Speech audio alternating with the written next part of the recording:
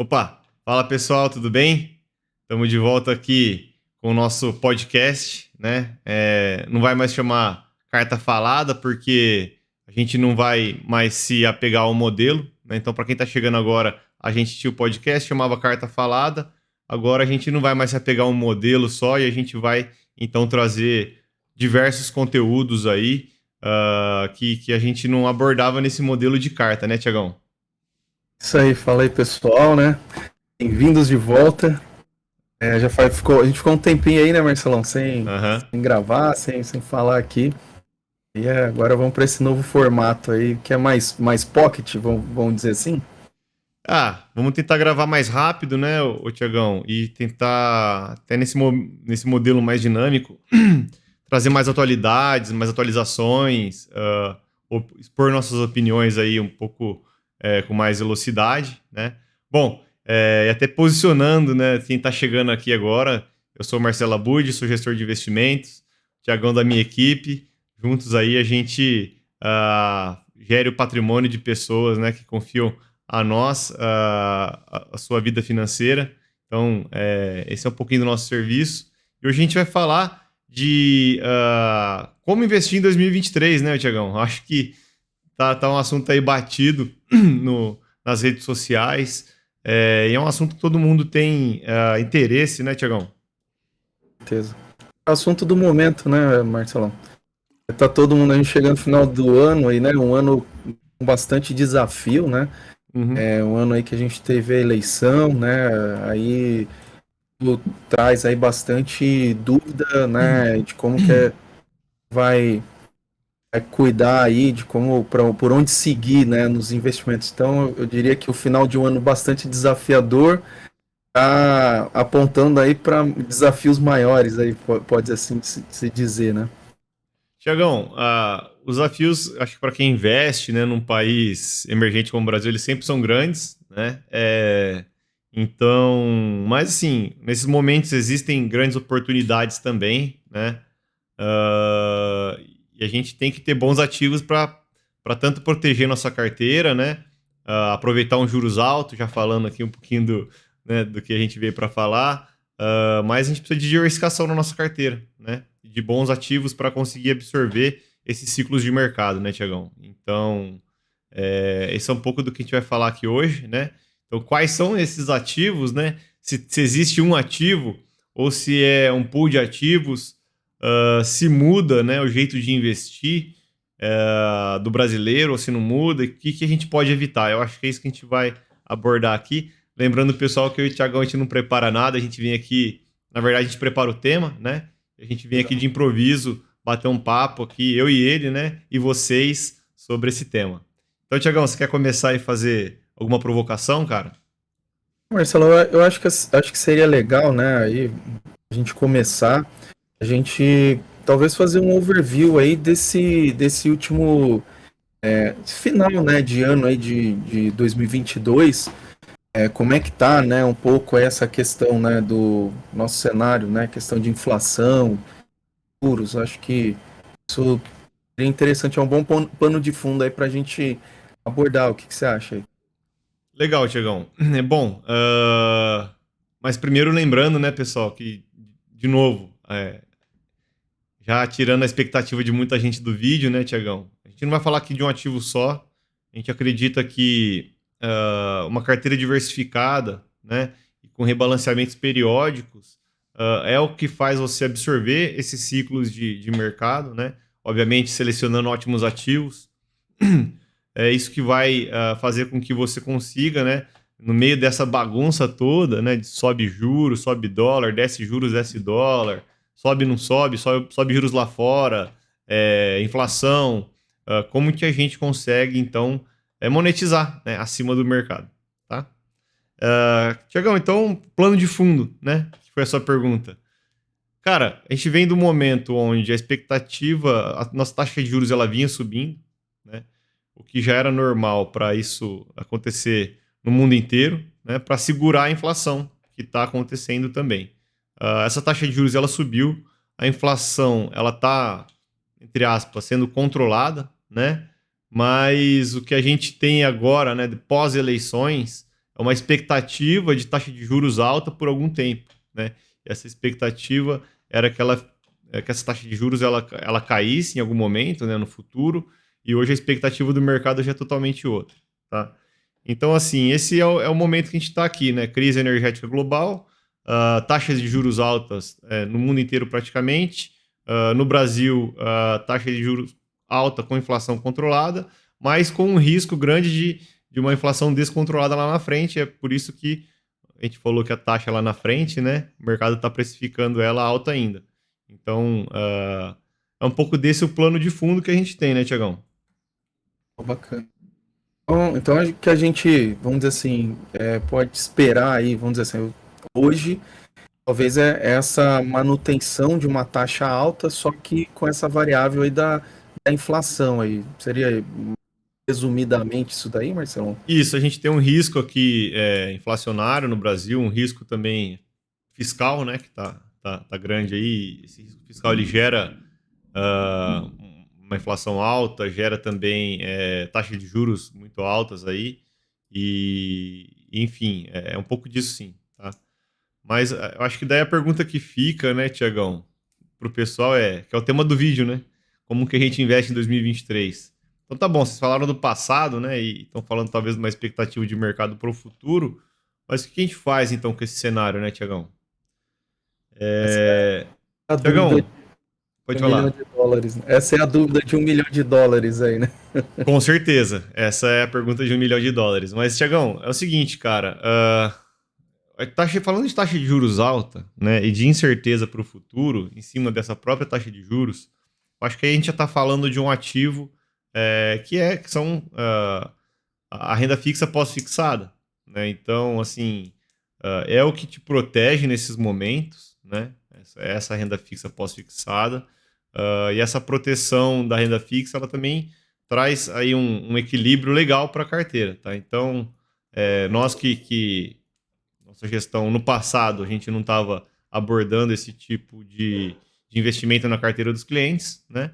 E agora eles voltam à tona também, até na carteira dos nossos próprios clientes, tá? Então, a gente está fazendo uma remodelagem aí na carteira e esse é um produto que está entrando de novo, vamos dizer assim, tá? E eu acho que ele pode ser, assim, a maior proteção que o investidor pode ter nesse momento. Então, a gente está falando aí da fixa, câmbio também, pós-fixado, né? Câmbio também, Marcelão? Vamos colocar Tiagão, vamos lá. Então, assim, temos sim que ter investimentos dolarizados, né, cara? Isso a gente sempre teve, né? E quanto a investimento dolarizado, vamos passar rápido pelas classes, né, Tiagão, que é a proposta do vídeo. Mas eu lembro da frase do Stuberger, né? Que é assim, there's no other alternative, né? Ele chama de TINA. E assim, para a gente manter dólar em caixa, né, Tiagão? O dólar tem que subir muito, né, nos próximos 4 anos para valer a pena de governo, né? Para valer a pena a gente deixar o dinheiro em caixa em dólar, né? Ao invés de ter nesse pós-fixado aí da Selic, do CDB, né? Então, sim, precisamos de investimentos em dolarizados, mas como a gente faz isso que é uma maneira assim, ideal, né? Então, como? Se expondo a ativos, né? Em dólar, né? Que são precificados em dólar, eu acho que essa é a melhor maneira, tá? Ativos, assim, bons, de preferência, bons pagadores de dividendos em dólar, por exemplo, né? Ativos defensivos, né? Empresas velho, como o pessoal chama, né? Mas que sejam precificadas em dólar, isso é muito importante, tá? Então, ter dinheiro, empresas lá de fora, eu acho que também é uma proteção aí que não pode faltar. Obviamente, se a pessoa tem esse apetite, é um risco maior, né, Tiagão? Talvez em carteiras conservadoras, com uma taxa de juros alta aqui no Brasil do jeito que ela tá, nem vale a pena você ter dólar, por exemplo. Daí você vai dar volatilidade para sua carteira, né? A gente vê então assim, né, Marcelo? A gente começa a ouvir, né, nesse período justamente a mudança, né, talvez final de alguns ciclos, alguns ativos assim, né, que eram a bola da vez e agora gente começa a escutar outros ativos que estavam aí meio hibernando, vamos dizer assim, Aham. tendo um foco maior, né? Então a gente falou aí de renda fixa pós-fixada, um Uhum. pouquinho aí de câmbio. Tem mais algum outro ativo aí que você vê aí, né, com bons olhos aí para esse novo ciclo aí, né, que a gente tá entrando aí, Marcelão? Ô, Tiagão, a renda fixa indexada também, né? Eu acho que ela volta a ficar interessante. E o próprio uma alternativa ao risco, né, de investir até para portfólios mais conservadores, uma alternativa ao risco para se investir em empresas, né, é investir em dívidas de empresas. Então, entrar em debêntures, debêntures incentivadas que pagam talvez IPCA mais, né, isso tudo pode sim te proteger da inflação e trazer grandes retornos, né, no momento onde ações e empresas aqui no Brasil com todo esse risco fiscal, né, que tem, a gente ainda fica com o pé atrás, né? Mas para investir então com um pouco menos de risco, a gente tem a opção das debêntures, do crédito privado, aí entra aí também o crédito imobiliário, né, os fundos, fundos imobiliários de papel, né, os CRIs, fundos de CRIs, os FIAGROS, como a gente fala muito. Então, acho que o crédito privado ele entra como uma alternativa legal aí para a gente aproveitar esse momento de taxa de juros alta, né? E de um pouco mais de cautela.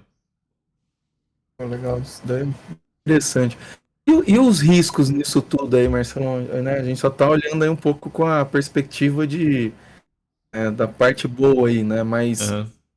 quais são os riscos aí que envolvem esses ativos aí que hoje, né, tem um horizonte aí mais favorável aí?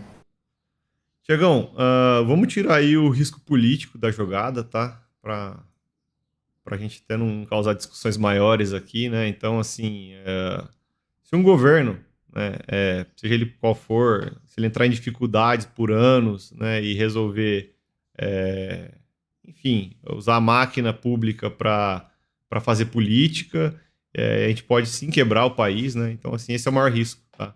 Mas vamos falar do que a gente tem na mesa hoje, né? Porque isso está descartado por enquanto, tá? Então, o que a gente tem na mesa hoje, Tiagão, é um risco dessa taxa de juros continuar alta, né? Então, assim, eu falei que vamos falar do que evitar, né? O que evitar? Evitar taxas de juros pré-fixadas, tá? O pessoal tem aquela ilusão, fica muito, tem um viés cognitivo que chama representatividade, né? Então, um fato passado ele fica muito intrínseco na tua, fica dentro do teu processo decisório. E você vê lá a taxa de juros 14%, a taxa de longo prazo pagando 14 e pouco. Você fala assim, cara, isso aqui é uma oportunidade, né? Como foi no passado, não vai ter mais, eu vou tomar essa taxa pré-fixada. Enfim, aí a gente tem sim um risco maior, né, dessa taxa de juros continuar subindo e seus investimentos em pré-fixados aí, eles apanham muito nesse momento, tá? Então, e quanto mais longo, né, o vencimento dele, mais ele apanha, tá? Então, é tomar cuidado com esses investimentos pré-fixados, tá? Por isso que eu prefiro, sempre preferi os indexados, né? Em momentos que a gente tem certeza se a taxa de juros vai cair ou não, a gente vai para os pós-fixados também, tá? Então a gente faz um mix aí na carteira dos clientes com tudo isso.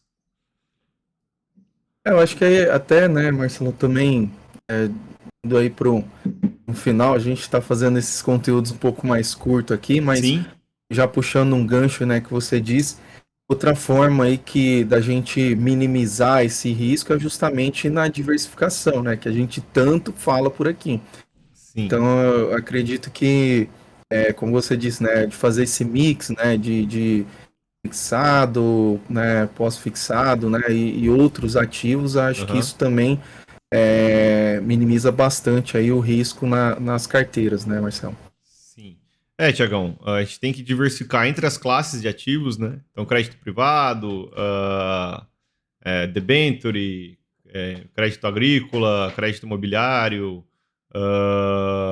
o próprio pós-fixado ou tesouro indexado. Então, a ideia é fazer um mix, tá, disso tudo dentro do perfil do cliente, né? Então, assim, lembrando que se for clientes mais arrojados, moderados, eles têm espaço para colocar um pouco de bolsa ali, enfim, de ações de empresas, de renda variável, né? Mas sempre buscar, então, nesse período, né, aproveitar um pouco dessa taxa de juros alta, tá? Mas com cautela, né? Então, e a gente faz isso diversificando em todos os ativos, né? Que a gente já falou aqui. Daí dá para pimentar um pouco o portfólio, coloca um outro fundo de multimercado, tá? Que como, diferente do que o pessoal pensa, multimercado eles são fundos IPCA+, né, Tiagão? Então, se o IPCA tá... CDI+, perdão. Então, se o CDI tá 13,75, né? Tem o fundo ali, ele está buscando CDI mais 6%, por exemplo, né? Então, é um pouco dessa expectativa aí, cara. A gente fazer um mix numa carteira adequada pro perfil, né? E daí, assim, a composição de cada uma dessas classes, ela, de acordo com o objetivo dos clientes, né, Tiagão? O perfil, as necessidades dele de liquidez, daí a gente vai... a tolerância dele ao risco, né? A gente vai daí graduando cada uma dessas composições, tá? Até chegar na alocação estratégica, que é o que a gente chama aí a composição do cliente. Beleza? Show de bola, Marcelão. Chegamos no final aí, Tiagão? Para não sim, bater né? mais do que 15 minutos. É isso aí, cara. Não, Beleza? está excelente. Eu acho que o conteúdo aí foi rápido, objetivo, né? E Uhum. espero aí que o pessoal tenha curtido esse novo formato aí também, né? Legal, pessoal, então esse é o novo formato, a gente vai trazer conteúdos diversos. Para quem chegou até aqui, eu sempre esqueço, mas eu vou voltar a lembrar, deixa o like, se inscreve no canal, compartilha, que é o mais importante, tá, pessoal? E deixa um comentário aqui ou nas nossas redes sociais, se você tiver alguma dúvida, alguma sugestão de tema, tá? Então, a ideia é estar aqui mais vezes, com esse conteúdo mais leve. Beleza? Obrigado e um abraço. Tchau, tchau.